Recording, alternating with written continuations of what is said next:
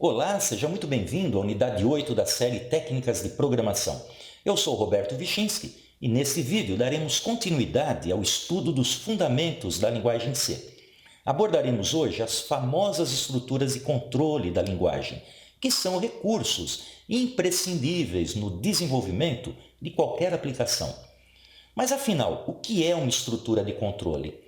Bem, podemos dizer que são recursos oferecidos pelas linguagens de programação para que se possa controlar o fluxo das ações dentro de um algoritmo, ou seja, para que se possa determinar o caminho que o algoritmo deve seguir de acordo com determinadas condições. Para que a gente tenha uma ideia, veja este pequeno programa que calcula a média aritmética de dois números digitados pelo usuário. Ele foi escrito sem o uso de nenhuma estrutura de controle. As instruções serão executadas pelo computador de forma sequencial, ou seja, uma após a outra, sem nenhum desvio. Primeiro, o computador vai declarar as variáveis N1, N2 e média. Em seguida, vai receber pelo teclado os valores de N1 e N2, vai calcular a média e, finalmente, vai mostrá-la na tela. Agora, observe esta outra versão do programa. Eu incluí uma estrutura condicional que verifica se a média é menor que 6. Se isso for verdade, o computador escreverá na tela a mensagem reprovado. Caso contrário, ou seja, se a média não for menor que 6, o computador escreverá a mensagem aprovado. E assim, temos uma estrutura de controle do tipo condicional. Veja que agora o algoritmo pode seguir pelo caminho sim ou pelo caminho não, dependendo do valor da média. Lembre-se de que nas unidades anteriores, nós utilizamos bastante esse tipo de estrutura, tanto no ambiente interesse, na pseudolinguagem, como no ambiente deve ser mais. Hoje nós vamos conhecer as outras estruturas de controle da linguagem C. Essas estruturas são classificadas em dois tipos básicos, as estruturas de decisão, ou condicionais, e as estruturas de repetição. Dentro da categoria de decisão, a linguagem C nos oferece a estrutura if, que já conhecemos, e a estrutura switch, que veremos hoje. E dentro da categoria de repetição, temos as estruturas while, do while e for, que serão abordadas na próxima unidade. Vamos começar então com as estruturas de decisão, que também são chamadas de estruturas condicionais. Esse tipo de estrutura permite que o programa faça a escolha do que executar de acordo com uma condição. Dentro dessa categoria, a linguagem C nos oferece as estruturas if e switch. O if é a mais simples estrutura de controle de qualquer linguagem de programação. Ela permite que o fluxo do programa seja desviado para um entre dois caminhos possíveis. Já a estrutura switch é um pouco mais abrangente. Ela permite que um entre vários caminhos possíveis seja seguido. Só para ilustrar o uso da estrutura switch, imagine que queremos construir um programa que receba um número pelo teclado e, de acordo com esse número, seja mostrado na tela o nome do dia da semana correspondente. Por exemplo, se o número for 1, será mostrada na tela a palavra domingo. Se o número for 2, deverá aparecer na tela a palavra segunda. Se for 3, deverá aparecer terça. E assim por diante até o número 7. Agora, se o número digitado não estiver no intervalo de 1 a 7, nada deverá aparecer na tela. O fluxograma para resolver esse problema vai ter mais ou menos este aspecto. Devemos declarar uma variável numérica que chamaremos de D para receber um número digitado pelo usuário. Em seguida, devemos instruir o computador a receber pelo teclado esse dado. E agora devemos verificar se o número digitado corresponde a um dos números esperados, ou seja, se ele está no intervalo de 1 a 7. Começamos por verificar se o número é igual a 1. Se isso for verdade, devemos escrever na tela a string domingo. Veja que eu estou abreviando os nomes dos dias da semana somente por uma questão de espaço. Continuando, se o dia não for igual a 1, eu devo verificar se ele é igual a 2. Se não for igual a 2, eu verifico se ele é igual a 3. e assim por diante até o 7º dia. Veja que nós criamos um encadeamento de estruturas de decisão. Nesse caso, quando o usuário digitar um número entre 1 e 7, o nome do dia da semana correspondente será exibido na tela. Agora, quando o número não estiver no intervalo de 1 a 7, o computador escreverá um string em branco. O programa, para representar essa lógica, pode muito bem ser escrito com o uso da estrutura if. Ele teria mais ou menos esse aspecto. Nesta versão, a estrutura de decisão encadeada é representada por uma sucessão de instruções if.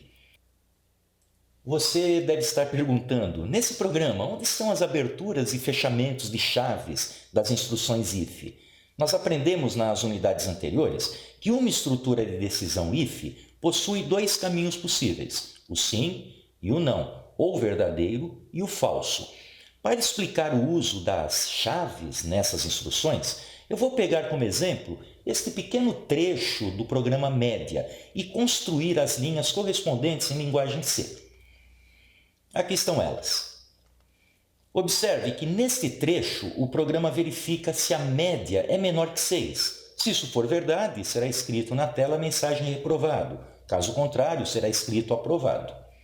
Veja que a instrução printf do caminho sim, a que exibe na tela a expressão reprovado, foi escrita entre chaves, assim como a instrução printf do caminho não. Porém, nesse caso, não existe nenhuma necessidade de usar chaves. O programa poderia ser escrito dessa forma. A explicação para isso é simples. Numa estrutura if, tanto o caminho sim como o caminho não podem executar uma ou mais instruções. Se existir apenas uma instrução, como é o caso, não é necessário o uso de chaves. Agora, se existirem duas ou mais instruções, o que caracteriza um bloco de instruções, o uso de chaves é obrigatório, como nesse exemplo. Veja que agora existem duas instruções, tanto no caminho sim como no caminho não. Nesse caso, precisamos obrigatoriamente usar chaves para delimitar cada um dos blocos de instruções. Você deve estar estranhando as novas instruções que eu coloquei no programa. Então, antes de voltarmos à explicação da estrutura switch, vamos falar um pouquinho sobre elas. Lembre-se que nas unidades anteriores, nós usamos a função system com o parâmetro cls para promover a limpeza de tela. Agora, nós estamos usando a mesma função para definir a cor com a qual a mensagem do comando printf será exibida.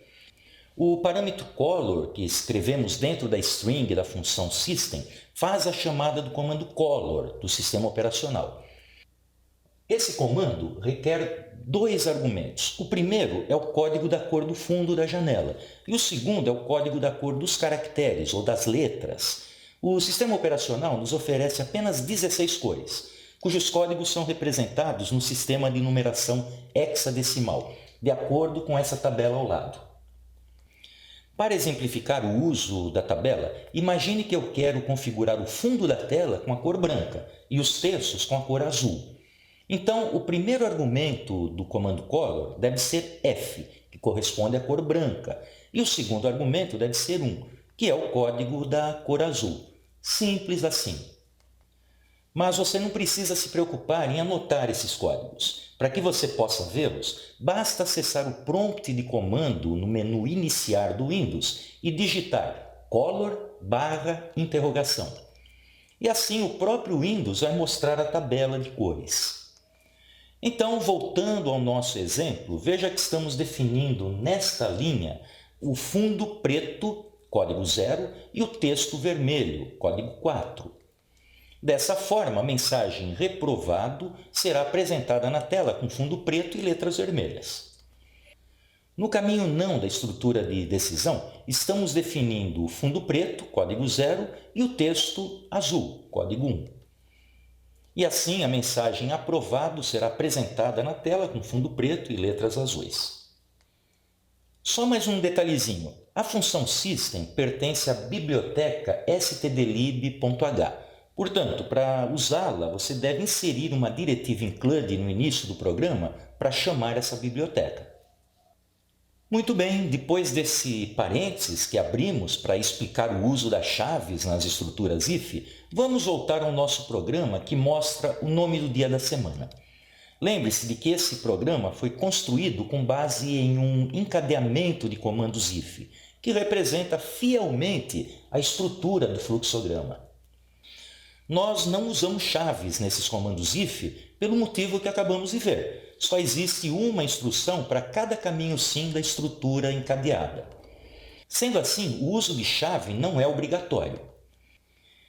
Mas agora, vamos ao que realmente interessa. Estávamos falando sobre a estrutura switch, que pode substituir com maior elegância esse confuso encadeamento de ifs. Veja como o nosso programa fica mais claro, mais limpo, com o uso da estrutura switch. Essa estrutura começa com a palavra switch, que no velho e bom português significa chave ou comutador, e entre parênteses vem a expressão que será avaliada. Observe que essa expressão é simplesmente a variável d, que corresponde ao número digitado pelo usuário. Dentro da estrutura switch, temos basicamente duas cláusulas. A cláusula case, que verifica se a expressão corresponde a um determinado valor, e a cláusula default, que é executada quando a expressão não corresponde a nenhum dos valores das cláusulas case. Essas cláusulas devem ser escritas entre chaves, pois elas compõem um bloco de instruções. E o fechamento dessas chaves corresponde ao final da estrutura switch. Agora, vamos ver o funcionamento dessa estrutura. Vamos supor que o usuário tenha digitado o número 3. O computador vai analisar a variável d e, constatando que o seu valor é 3, vai executar as instruções que vêm após os dois pontos da cláusula case 3, até encontrar uma instrução break. Então, nesse caso, será mostrada na tela a expressão ter, que corresponde a terça-feira. Se você quiser que os nomes dos dias sejam apresentados por completo, basta alterar as strings dos comandos printf, como eu acabei de fazer, ok? Observe que para finalizar cada uma das cláusulas case, estamos usando a instrução break. Essa instrução faz com que a estrutura switch seja encerrada, ou seja, faz com que o fluxo de execução seja desviado para a linha que vem após o fechamento de chave da estrutura. No velho e bom português, break significa quebrar, e é exatamente isso que ele faz. Ele quebra a estrutura após o computador executar as instruções de uma determinada cláusula. Mas o que acontece se eu não usar a instrução break?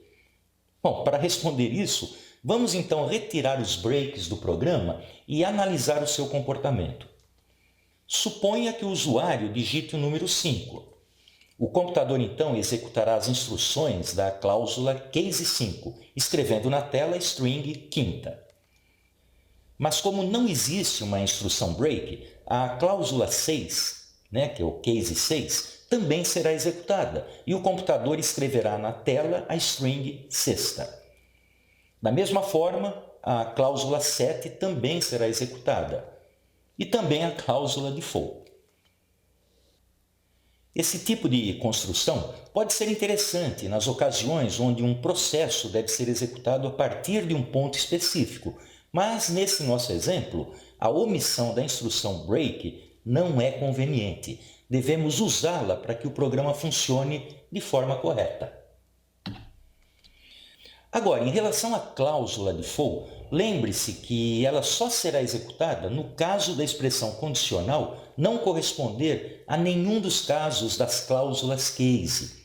Nesse caso, se a variável d, que é a nossa expressão condicional, não for um número entre 1 e 7, então a cláusula default será executada.